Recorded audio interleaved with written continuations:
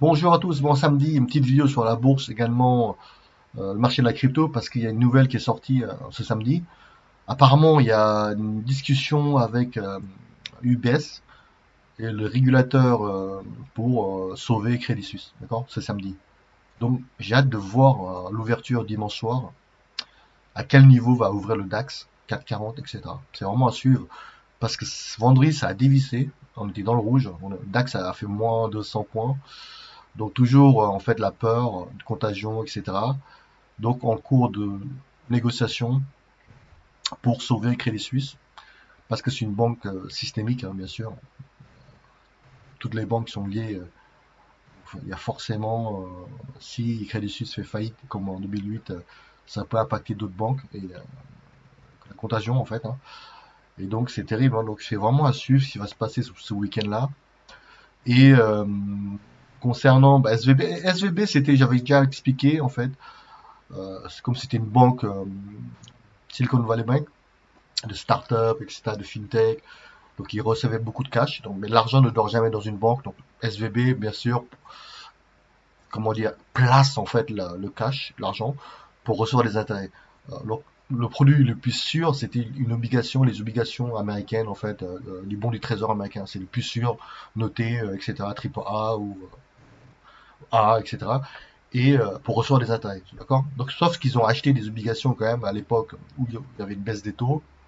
Donc, forcément, le rendement n'était pas forcément au top, mais quand même, ils recevaient quand même du cash, d'accord. Après, il y a eu la hausse des taux par la Fed de manière graduelle. Et là, ils se sont retrouvés avec une chute de la valeur nominale de leur portefeuille obligataire. Donc, lorsque vous achetez une obligation, vous êtes exposé à un risque de taux. Et ce risque de taux doit être géré. Et je ne suis pas certain qu'ils ont géré le risque de taux, le fait de détenir des obligations. Parce qu'une hausse des taux veut dire une chute de la valeur de votre portefeuille. Et en cas de bank run, quand le client a des doutes, etc., une panique bancaire, les gens viennent retirer l'argent, et ben, SVB n'avait pas assez d'argent pour donner. Et donc, ils étaient obligés de vendre à perte leur obligation euh, en 2023. Comme les taux augmentent en 2023, etc., vous vendez à perte, l'obligation chute, parce que les gens veulent en fait racheter une nouvelle obligation à des taux de rendement beaucoup plus élevés, etc. D'accord. Donc, en fait, c'est une formule mathématique que je vous ai expliqué précédemment. Lorsque les taux haussent, la valeur de l'obligation baisse. Lorsque les taux baissent, la valeur du nominal augmente. C'est juste une formule de mathématiques. Pas très compliquée. On se rend compte qu'en fait, SVB n'avait pas de risk management, d'accord? Gestion de risque zéro. Et encore effet de levier, je ne sais pas quel levier ils ont utilisé. Parce que pour 1 dollar capital, combien ils ont emprunté, etc. Combien d'expositions aux produits dérivés. Et on se rend compte qu'ils étaient exposés à pas mal de produits dérivés. Regardez. Alors, numéro 1 mondial, JP Morgan, bien sûr, c'est énorme. Position en produits dérivés. Mais Silicon Valley Bank, quand même, les chiffres datent de même de 2022, hein, quand même. Septembre 2022. Regardez. 27 milliards d'expositions en produits dérivés. Énorme quand même pour une petite banque comme ça. Forcément, en cas de bank run, faillite. D'accord. Donc sans surprise, beaucoup de banques fonctionnent comme ça. D'accord. Fonctionnent en plaçant l'argent, en faisant des effets de levier, en spéculant, etc. Et en cas de crise de liquidité, etc., bah, faillite. Hein, d'accord. C'est pas nouveau. Ça a toujours été comme ça. Le système fonctionne comme ça. Et après, c'est la Fed qui va sauver, la BCE qui arrose en liquidité, etc., qui prête de l'argent, création monétaire. Oui, rien ne change depuis 2008, hein, toujours pareil. Euh, en plus, en même temps, le discours de la Fed, ce qui est, on le voit maintenant, en fait, comme il y a de l'inflation à cause de la création monétaire, alors ils haussent les taux pour tenter de contrôler l'inflation, mais par derrière, parce qu'en haussant les taux, vous allez bien sûr rendre l'argent beaucoup plus cher, et bien sûr bah, créer plus de problèmes sur des banques et des entreprises qui n'ont pas forcément une gestion de risque de leur portefeuille. Et vous allez retrouver des zombies, des entreprises zombies, des banques qui vont faire faillite. À chaque hausse des taux qui arrive, maintenant on voit que les banques, les petites banques commencent à faire faillite, etc. Maintenant, par derrière, en fait, on se rend compte que la Fed, regardez, la Fed bah, continue en fait finalement la planche à billets, hein, à prêter de l'argent à partir de rien. La création monétaire recommence en fait. Regardez, le bilan de la Fed, là, ça a chuté, d'accord? Parce qu'ils ont réduit la planche à billets, le sang des taux, etc.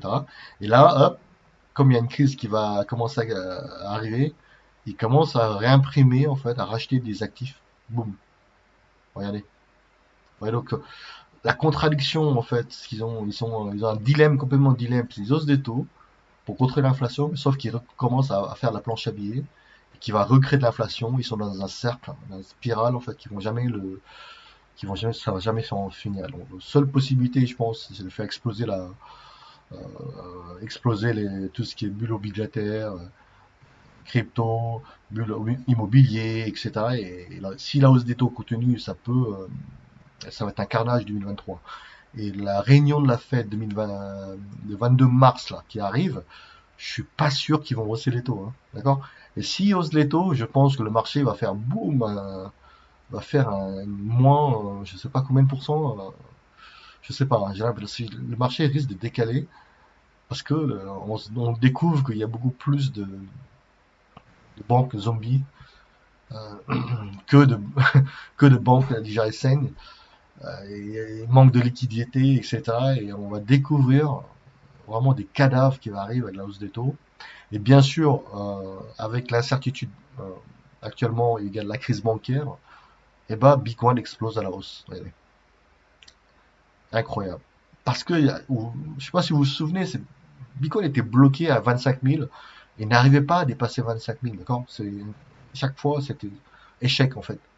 Et là, avec la crise bancaire, les faillites qui arrivent, étonnant, Bitcoin maintient et explose presque à 28 000. Ça a failli taper 28 000. Il est possible qu'on revienne à 30 000 dans quelques jours, quelques semaines, facilement en plus. C'est quand même étonnant, hein. Maintenant, on se rend compte que les gens finalement reviennent dans le Bitcoin, sachant que le secteur bancaire n'est plus sûr, etc. Et c'est Bitcoin qui reprend le vert, en fait, qui reprend la hausse liée à l'incertitude. Bien sûr, il y a également l'or qui explose. On est presque à 2000 $ maintenant. Ethereum à 1800 $. USDC est un peu revenu au PEG. Binance Token 330, Solana à 22, XRP est bloqué à 37 centimes, etc. etc. Donc, ce serait vraiment intéressant de voir comment Bitcoin va réagir avec l'incertitude. Bon, imaginez s'il y a beaucoup plus de faillites là qui arrivent. Est-ce que BTC va faire 40 000?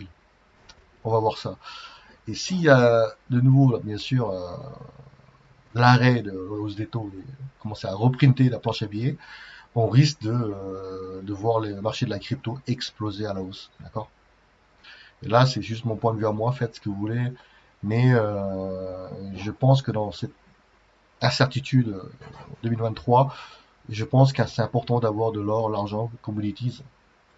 C'est mon point de vue à moi. D'accord? Et du BTC également. Et, voilà. C'est mon avis à moi. En termes de news, il n'y a pas trop de news à part ça, à part les 5 facteurs pardon, qui pourraient faire exploser Bitcoin à 100 000 $ peut-être en 2024. Par exemple, regardez, davantage plus de faillites qui arrivent, réduction de la Fed, QE, de retour, BTC va exploser, etc.